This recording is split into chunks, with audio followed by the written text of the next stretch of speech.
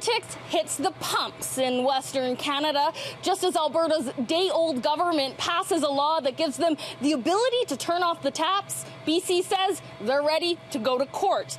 But who's more likely to fall on the right side of the law? Good morning. Originally written by Alberta's NDP, but not proclaimed into law until now, Bill 12 gives Alberta the power to restrict exports of products like crude or natural gas when they see fit. But Kenny not going as far as actually turning off the taps. And not start immediately with our highest card to play. I've always said that using this legislation would be the final and not the first step. To be able to inflict this kind of punishment on one another.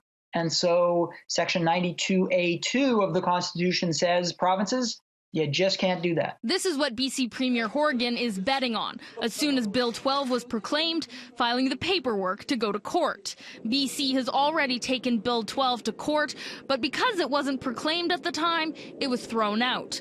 Today, opposition leader Rachel Notley saying she told Kenny Bill 12 should have stayed in Alberta's back pocket until the last moment. We knew was that if we had proclaimed it and executed it within the same 3 hours, and then such that BC would have been chasing us in the courts after we'd done it, that we would have been successful at actually using it. The opposition leader going as far as calling this political posturing. Others see a problem with a government choosing to use something that could go against the Constitution just for political power.